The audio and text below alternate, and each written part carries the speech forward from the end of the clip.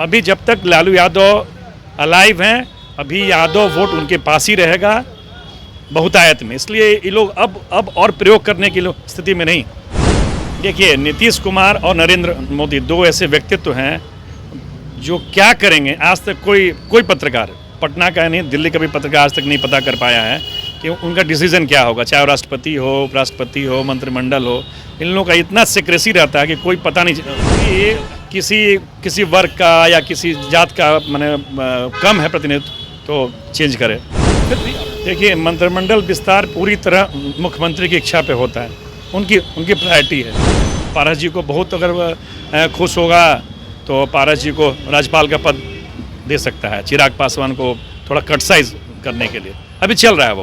बिहार में एक बार फिर मंत्रिमंडल विस्तार होगा, चर्चाएं तेज हो गई है। इन सभी पर बातचीत करने के लिए वरिष्ठ पत्रकार इंद्रभूषण सर हमारे साथ हैं। सर, बिहार में मंत्रिमंडल विस्तार का चर्चा फिर 6 सीटें अभी खाली है।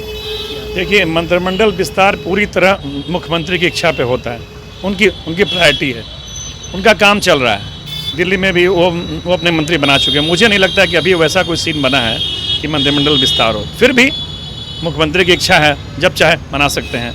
अभी अगर कोटा देखा जाए तो उस बचे 6 सीट में 4 सीट बीजेपी को आएगा, 2 सीट जदयू को आएगा, या फिर 3-3 आएगा। तो मुझे नहीं लगता कि अभी किसी वर्ग का या किसी जात का माने कम है प्रतिनिधित्व तो चेंज करे। फिर भी अब तो अगर बीजेपी और वो तय कर लेंगे तो चेंज कर सकते हैं। अगर मंत्रिमंडल विस्तार होता है तो किन नामों को शामिल किया जा सकता है?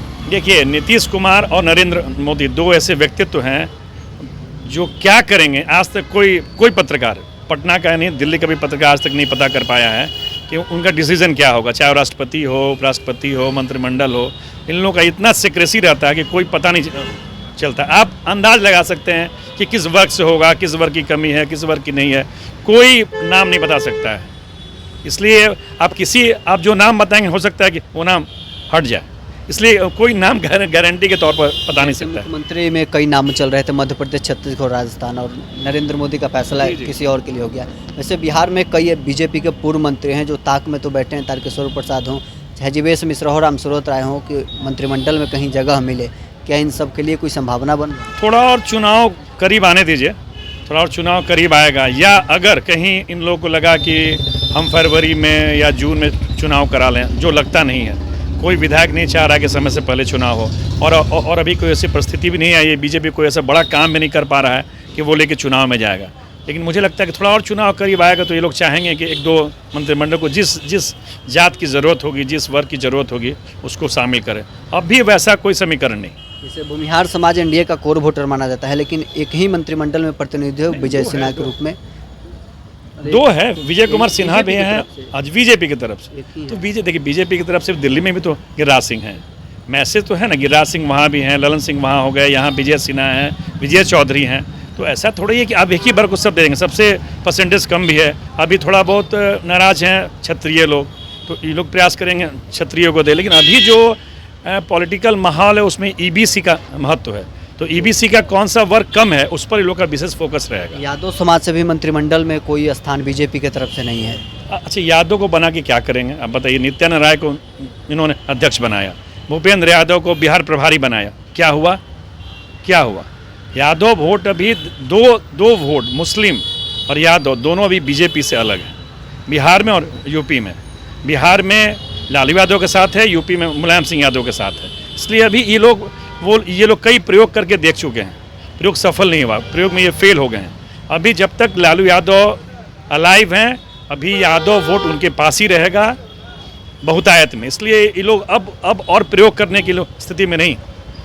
सवाल ये भी है कि अगर मंत्रिमंडल विस्तार हुआ तो क्या एनडीए के और घटक दल हैं जो मंत्रिमंडल में शामिल हैं, जैसे पारस हो गए या चिराग पासवान हो गए, उपेंद्र कुशवाहा हो गए, इन लोगों का भी कोई प्रतिनिधि शामिल हो सकता है? ये आपका सवाल इसलिए भी जायज़ है कि चिराग पासवान ने भी बीजेपी के 3 इशू पर बीजेपी का दिल्ली में कन्फ्रंट किया है। तो हो सकता है कि चिराग पासवान को कद कम करने के लिए, चिराग पासवान को औकात में लाने के लिए पारस जी को कहीं मंत्रिमंडल में लाया जाए, या फिर रामचंद्र पारस के जो लड़के उनको लाया जाए, ये हो सकता है। लेकिन अभी दिख नहीं रहा है, अभी वो कुछ नहीं है, फिर उनको एमएलसी बनाना पड़ेगा। अभी एमएलसी है, कोई पोस्ट भी खाली नहीं है। 2 पद जो खाली हैं, क्या पारस जी को जगह मिल सकती है? अब अभी तो नहीं लग रहा है मुझे। पारस जी को बहुत अगर खुश होगा तो पारस जी को राज्यपाल का पद दे सकता है, चिराग पासवान को थोड़ा क्रिटिसाइज करने के लिए। अभी चल रहा है वो बात।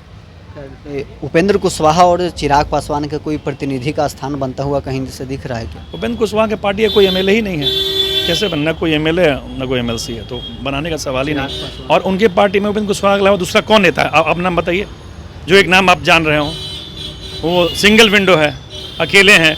मांझी में जी में कम से कम मांझी और उनके बेटे हैं, प्रदेश अध्यक्ष अनिल जी हैं, उनके पास तो कोई एमएलए भी नहीं है, तो बनाने का सवाल नहीं है। चिराग की पार्टी का भी कोई एमएलए नहीं है, कोई एमएलसी नहीं है। एक भूषण जी एमएलसी हैं, तो वो भी पारस जी के साथ में है, तो इनके पास कुछ है ही नहीं।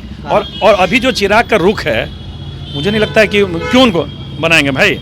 उनको तो और पार उनका कट किया जाएगा। आप बीजेपी के सहारे 5 सीट जीत गए, बीजेपी का वोट जोड़ के आप 5 MP आपका हो गया, और अब हर इशू पर केंद्र के खिलाफ कर रहे हैं, तो क्यों आपको मंत्री बनाएगा भाई?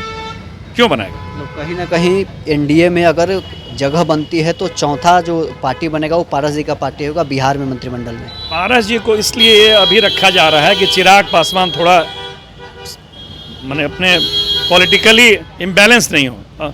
वो उनको लग रहा है कि अब पूरा पासवान वोट मेरे पास है, पूरा पासवान मेरे पास है, तो उनकी इस जो ये भ्रम है उसको दूर करने के लिए पारस जी को अभी वो जाकर अमित शाह से मिले भी हैं, तो पारस जी को भी अभी रखा जाएगा।